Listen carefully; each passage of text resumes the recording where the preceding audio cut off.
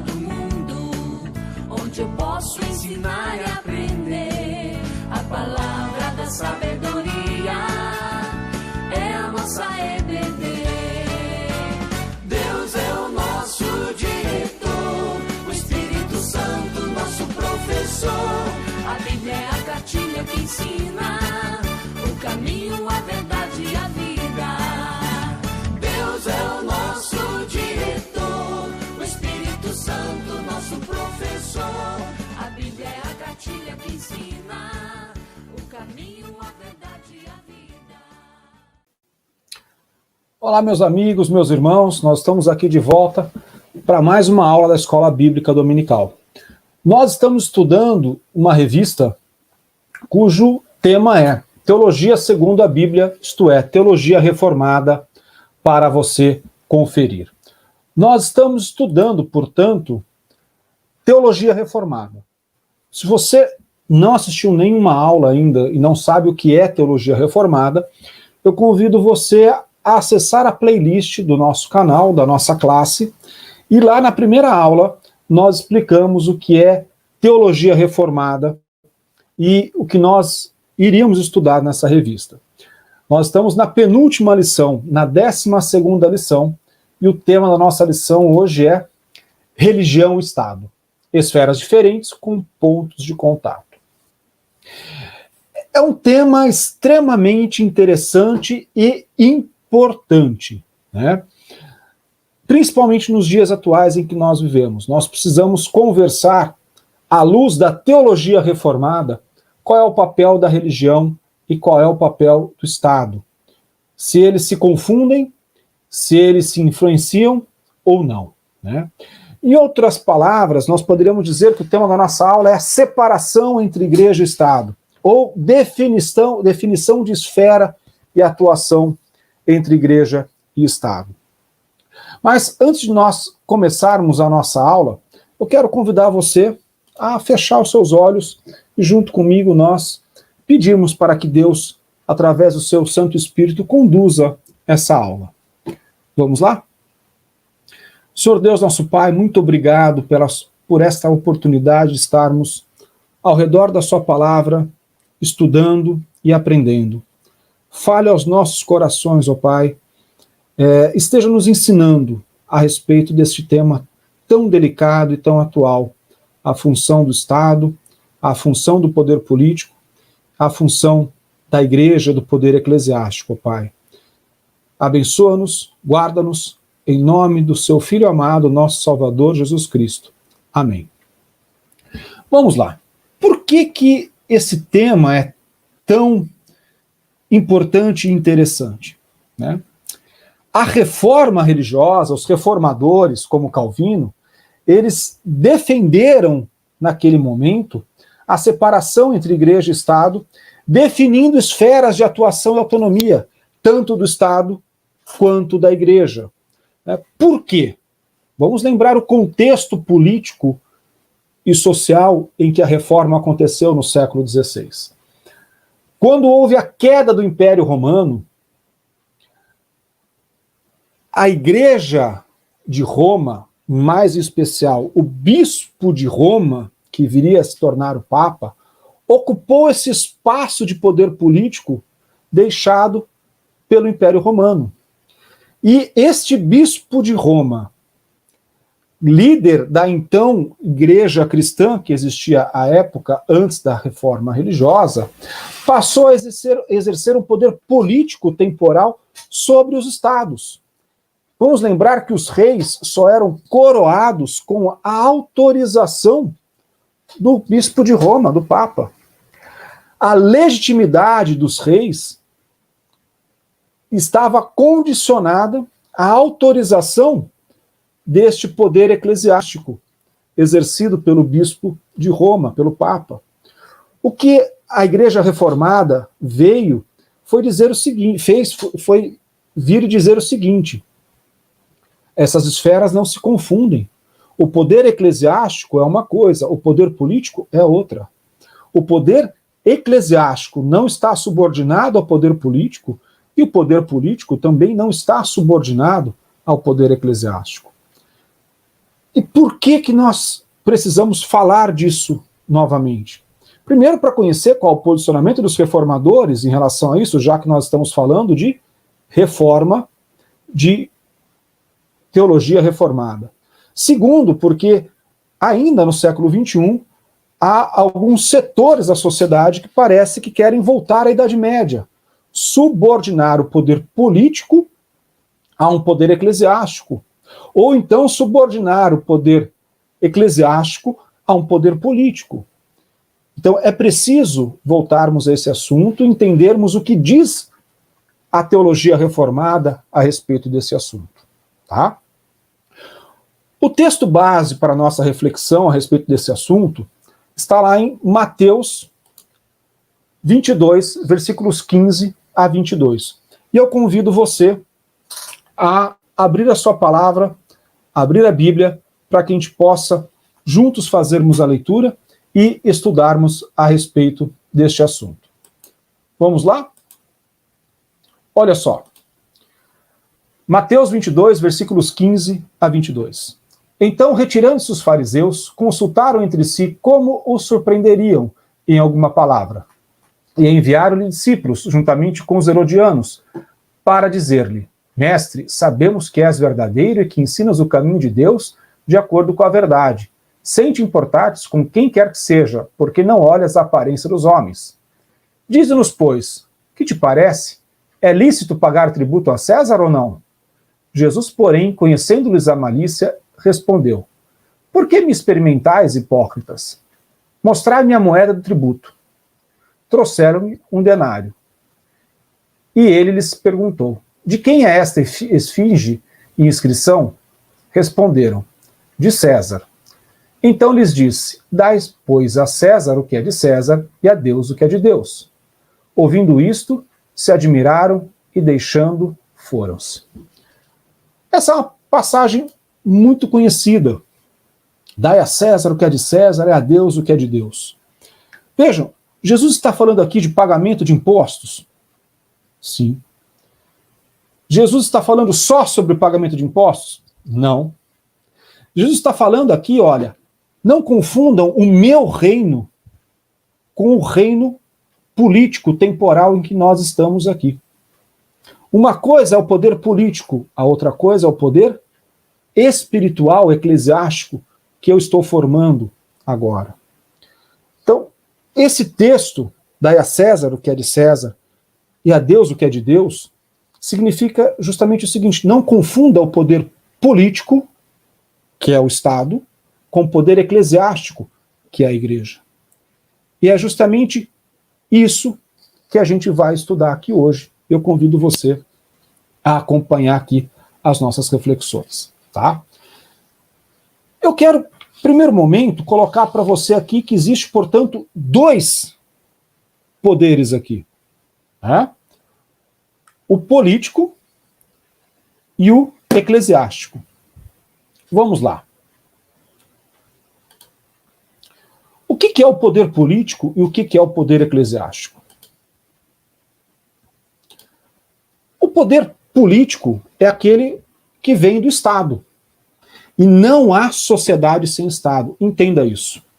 Não há sociedade sem uma formação jurídica chamada Estado.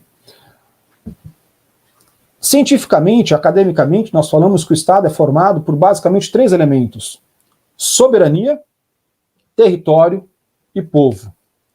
E a partir daí eu tenho a formação do Estado. Mas o Estado, ele precisa de alguns elementos para se organizar. O primeiro deles é um sistema jurídico. E a partir da Constituição, que como a própria palavra diz, a Constituição constitui o Estado, eu tenho todo o sistema jurídico que deriva da Constituição. Né? Qual é a função do Estado? Suprir as necessidades básicas dos cidadãos. Promover o bem-estar e a justiça dentro do seu território. Promover o bem-estar social daqueles que compõem o seu elemento subjetivo chamado povo. Isso é Estado, que nós vamos chamar aqui na aula de poder político. Agora, há um outro poder, que é o poder eclesiástico, que é a igreja. A igreja é formada por líderes. Agora, antes de nós pensarmos em liderança da igreja, o poder da igreja, ele é Cristo. Cristo é o poder da igreja. E Cristo é que governa a igreja através dos seus líderes. Então veja, a governança de Cristo é através da instrumentalidade dos seus líderes. Os líderes da igreja, presbíteros e pastores, são, portanto, instrumentos de Cristo. Tá? E olha só que interessante que eu estou colocando aqui. Essas pessoas, os líderes, presbíteros e pastores, não possuem poder soberano sobre a igreja, mas um poder subordinado a Cristo. Isso é que precisa ficar claro, tá? Há dois poderes que são diferentes. Agora, embora esses poderes sejam diferentes, há pontos de contato entre esses poderes. Há ponto de contato entre o poder eclesiástico e o poder político. Como assim, Beto? Vamos lá, eu vou te explicar. Do ponto de vista institucional, a igreja é uma associação civil. Essa é a natureza jurídica das igrejas. O Código Civil nos diz que as igrejas têm natureza de associação civil. Por isso as igrejas têm CNPJ. O que é CNPJ? Cadastro Nacional de Pessoas Jurídicas. Devem ter estatuto dizendo qual é o seu funcionamento, quem são os seus representantes, quem pode movimentar as contas bancárias. E esse estatuto tem que estar registrado em cartório. Né? Não é à toa que, assim, a cada final de exercício financeiro, ou seja, a cada final de ano, a igreja precisa eleger a sua diretoria, registrar em ata e registrar em cartório quem é que pode movimentar as contas da igreja. E aí, essa ata registrada vai ao banco para que o banco saiba que aquela pessoa, o tesoureiro X e o presidente do conselho Y, podem movimentar as contas. A igreja tem obrigações legais a cumprir. Por exemplo, a igreja não está isenta de cumprir obrigações de acessibilidade, de legislação trabalhista, de lei geral de proteção de dados. Como uma associação civil, a igreja tem todas as suas obrigações legais. Agora, se por um lado a igreja tem as obrigações legais, o poder público tem o dever de fiscalizar se a instituição igreja está cumprindo as suas obrigações legais, os seus deveres fiscais, os seus deveres civis, os seus deveres trabalhistas, se tudo isso está em dia.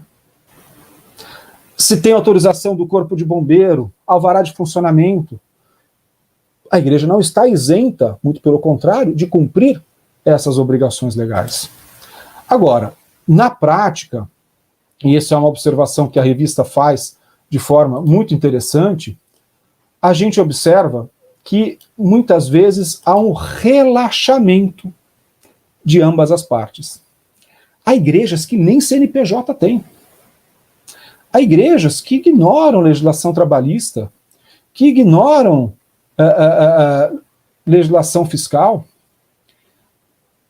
E, por outro lado, há um relaxamento do poder público de fiscalizar se essas instituições, igrejas, estão cumprindo com as suas obrigações.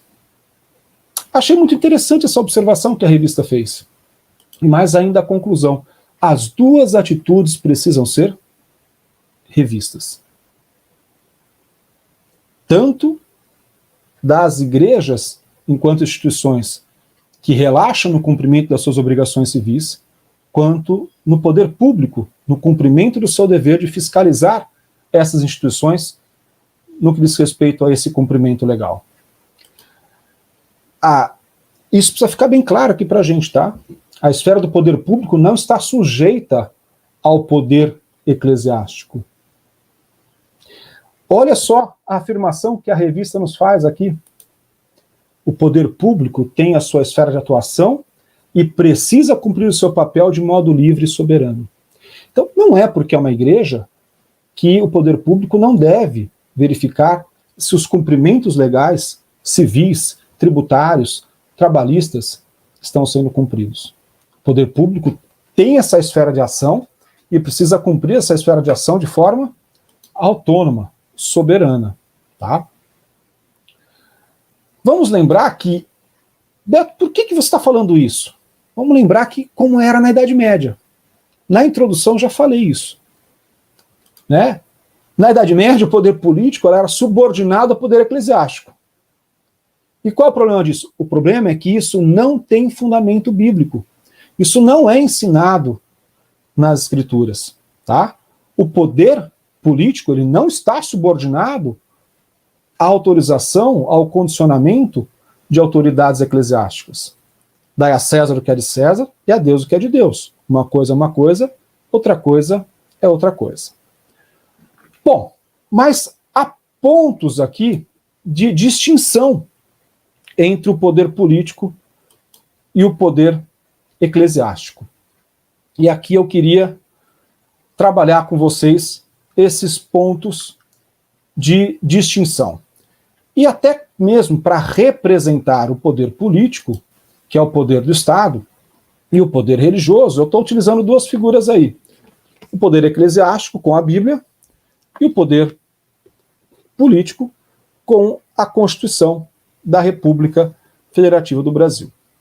A primeira distinção é quanto ao sujeito, tá? Então, vamos lá. No que diz respeito ao poder político, o poder político pode ser exercido por cristãos ou não cristãos. Opa! Como assim, Beto? Você está querendo dizer que, assim, o poder político pode ser exercido por juízes, prefeitos, governadores, vereadores, presidente da República, cristãos ou não cristãos? Exatamente isso.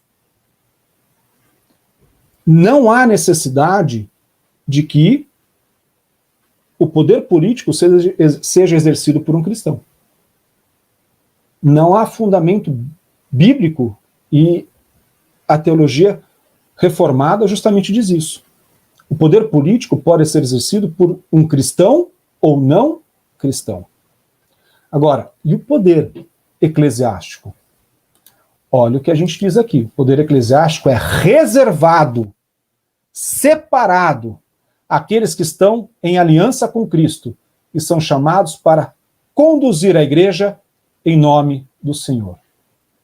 Então, ao contrário do poder político que pode ser exercido tanto por cristãos ou incrédulos, o poder eclesiástico só para aqueles que são separados para esse serviço, que estão em comunhão com Cristo para servir a igreja de Cristo. Vamos a uma outra distinção, essa quanto ao sujeito. Quanto à natureza. Vamos falar aqui um pouquinho, tá? A natureza desse poder político. Vamos simplificar e reduzir o poder político a duas formas de governo: ditadura e democracia. Estou falando que nós estamos simplificando porque nós temos graus de democracia. Mas vamos simplificar a ditadura e democracia. Se nós enxergarmos o poder político enquanto uma ditadura, o poder político, ele é soberano. Aquele que ocupa o poder, aquela pessoa que ocupa o poder, ele é soberano, ele faz o que ele quiser sem dar satisfação para ninguém. Por isso que é uma ditadura. Numa democracia, né, a gente diz que todo poder emana do povo. Está lá no parágrafo único da nossa Constituição Federal. Todo poder emana do povo, que vai exercer diretamente ou através dos seus representantes nos limites da Constituição. Então, o poder político, ou ele é ilimitado, e aí a gente fala que é uma ditadura, ou ele é democrático, a gente fala que ele é limitado, e quem coloca limites é a Constituição. Agora, e o poder eclesiástico? O poder eclesiástico, ele é um poder ministerial. Você sabe o que significa isso? Dizer que o poder eclesiástico é um ministério? Ele é exclusivamente em serviço e não há domínio em sentido algum. Tá? Olha só, o que significa dizer isso? Significa dizer que os líderes eclesiásticos, eles estão aqui para servir. Olha o que a Bíblia diz lá em 1 Pedro, capítulo 5, versículos de 1 a 4. Olha só. Rogo, pois, aos presbíteros que há entre vós, eu, presbítero como eles, e testemunha dos sofrimentos de Cristo, e ainda coparticipantes da glória que há de ser revelada, pastoreai o rebanho de Deus que há entre vós, não por constrangimento, mas espontaneamente, como Deus quer, não por sorte da ganância, mas de boa vontade, nem como dominadores do que vos foram confiados, antes tornando-vos modelos do rebanho. Ora, logo que o Supremo Pastor se manifestar, recebereis a inacessível coroa da glória. Isso significa dizer, gente, que pastores e presbíteros, não somente com respeito a Deus, mas também com respeito ao povo, são meros servos e não senhores.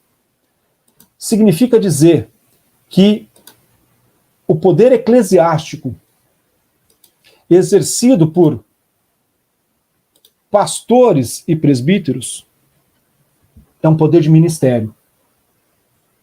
É um poder de servir. Não é um poder de dominação. Pastores e presbíteros são servos do rebanho. São servos não só de Cristo, mas do rebanho de Cristo. O poder eclesiástico é ministerial, ou seja, de servir. Percebam, portanto, que há uma nítida diferença aqui quanto à natureza desses poderes. Seja uma ditadura ou democracia, há um poder que se impõe no poder político. No poder eclesiástico, há um poder que serve. Tá? Distinção quanto ao fim. Qual é a finalidade de um poder e do outro? Tá? O poder político, no que se refere à sua ação em relação à sociedade, é o bem público, compreendido com a paz, o bem-estar social, a prosperidade da coletividade. Esse é o fim do poder político. É para isso que serve o Estado. Né? O bem público, o bem de todos. A paz, a harmonia social, o bem-estar social, a prosperidade de todos. Agora, e o poder eclesiástico? O fim supremo do poder eclesiástico é a glória de Cristo. De Cristo como mediador, o rei, o cabeça da igreja. Gente, não confunda qual é a função da igreja e qual é a função do Estado.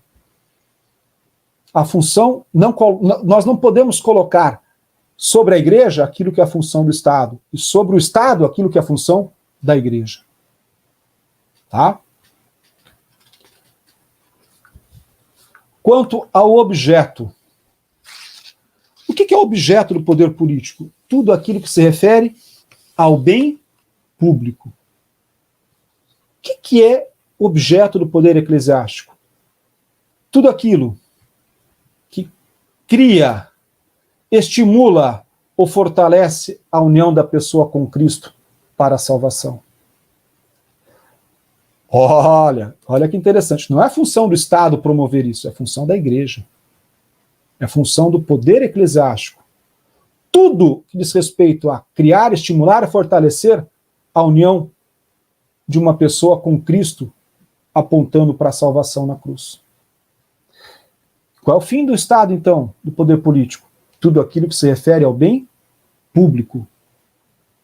E veja que o bem público vai muito além do de uma igreja ou de uma denominação. Tá?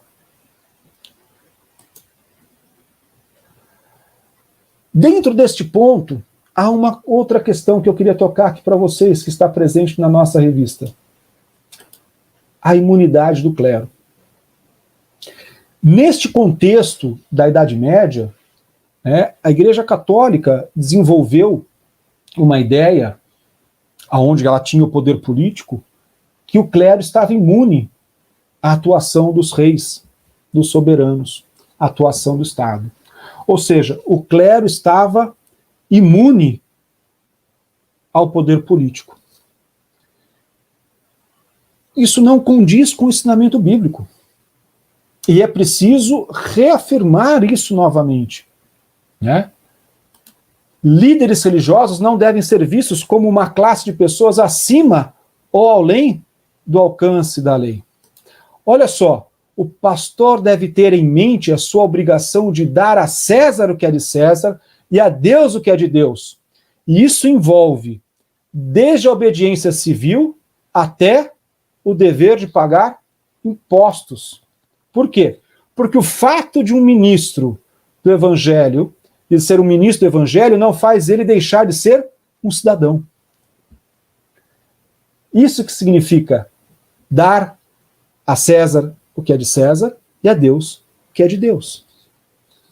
O fato de um ministro religioso ser um ministro religioso não tira dele a qualidade de um cidadão. Todos nós temos deveres e obrigações frente ao Estado. É exatamente isso que Jesus falou.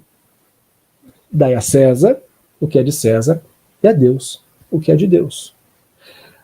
Na verdade, a gente entendendo esse contexto histórico que ocorria no século XVI, quando houve a reforma, a gente entende a necessidade da separação entre igreja e Estado. E isso foi uma das bandeiras dos reformadores, por isso que a teologia reformada abarca essa ideia de separação entre igreja e Estado. Né? Na verdade, a melhor expressão nem é separação entre igreja e Estado, mas delimitação de esferas de atuação da igreja e do Estado. Então, quando nós falamos popularmente entre separação de igreja e Estado, com fundamento na teologia reformada, nós estamos dizendo o seguinte: há esferas distintas de atuação do Estado e da igreja. E é por isso que nós precisamos entender, para compreender quais são essas esferas. Tá? E nesse sentido aqui, eu quero apresentar para vocês alguns pontos que estão na Confissão de Fé de Westminster. Né? De forma resumida, eu estou transcrevendo aqui para a aula o que a revista trouxe para a gente. Em vez de trazer diretamente da Confissão de Fé de Westminster, eu vou trazer diretamente o que a revista nos trouxe aqui. O que implica, dentro da fé reformada, nós enxergarmos dar a César o que é de César, a Deus o que é de Deus. O que implica, dentro da fé reformada, nós enxergarmos as esferas de atuação do Estado e da Igreja. Vamos lá? Autonomia eclesiástica.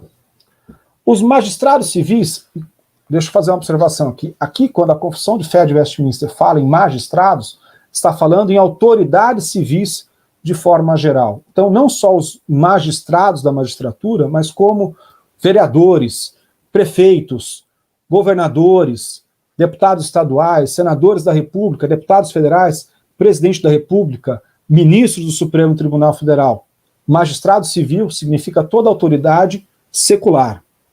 Tá? Então, os magistrados civis não podem tomar sobre si a administração da palavra de Deus, dos sacramentos, nem o poder das chaves do reino do céu, nem sequer interferir em questões de fé. embora a teologia reformada tenha apreço pela função dos magistrados, defende a autonomia do poder eclesiástico em questões de fé. Ou seja, o Estado não deve interferir naquilo que diz respeito a questões de fé. Assuntos que são sacramentos teológicos. Um exemplo bem banal. Não pode o Estado, através do poder legislativo, legislar e dizer o que é pecado e o que não é pecado. Porque, ao mesmo tempo que pecado é um assunto estranho para o Estado,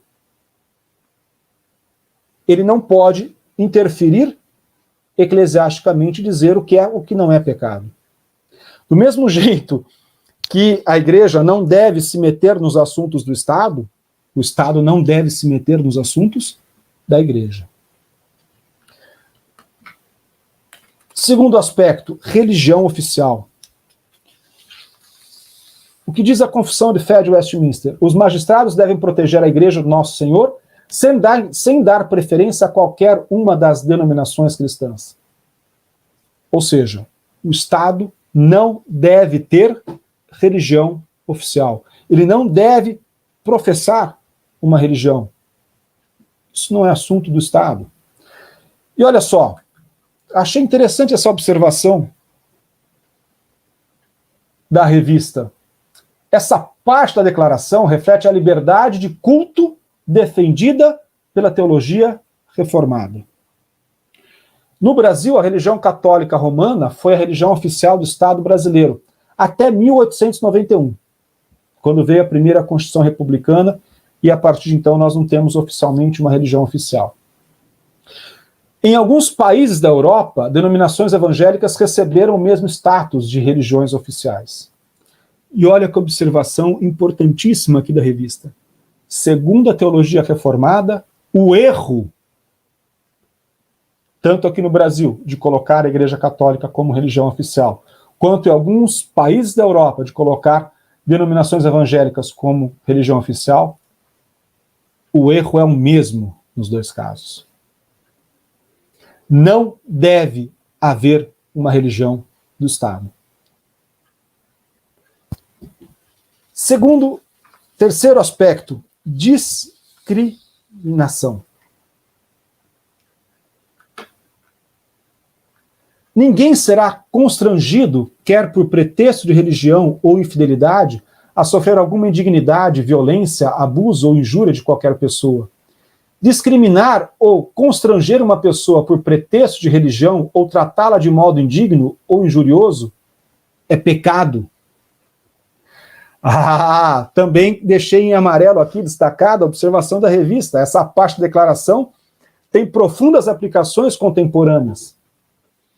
Nós não devemos relativizar a nossa fé, mas nós não devemos discriminar alguém por não ter a nossa fé. Quem está falando isso não sou eu, é a Confissão de Fé de Westminster. Né? E mais, discriminar ou constranger uma pessoa por pretexto de religião ou tratá-la de modo indigno ou injurioso é pecado. Tá? Autoridade secular. Infidelidade ou diferença em questão de religião não invalida a justa e legal autoridade do magistrado, nem isenta o povo da sua devida obediência a ele, da qual não estão excluídos os eclesiásticos. O fato de um governante, de um magistrado civil, ter uma fé diferente da nossa, ou ter um comportamento que seja infidelidade, né, em relação à nossa fé, não nos isenta da obediência a ele, nem mesmo às autoridades eclesiásticas. E olha só, não para por aqui a observação. O fato de uma autoridade pública não ser cristã não invalida a sua atividade na esfera do poder público, quando exercida de acordo com as leis em vigor. Quer dizer que eu vou obedecer cegamente? Não. Veja. A lição aqui está partindo do pressuposto que há regras para o Estado. E quando o governante quebra as regras, há instrumentos que o próprio Estado tem para corrigir essa rota de rumo, vamos assim dizer, que saiu do controle, como improbidade administrativa, processo administrativo disciplinar, até mesmo casos mais graves como o impeachment, né? Mas a grande questão, a autoridade secular, ela, e nós colocamos no começo a distinção quanto ao sujeito, pode ser exercida tanto por cristãos como incrédulos. Tá?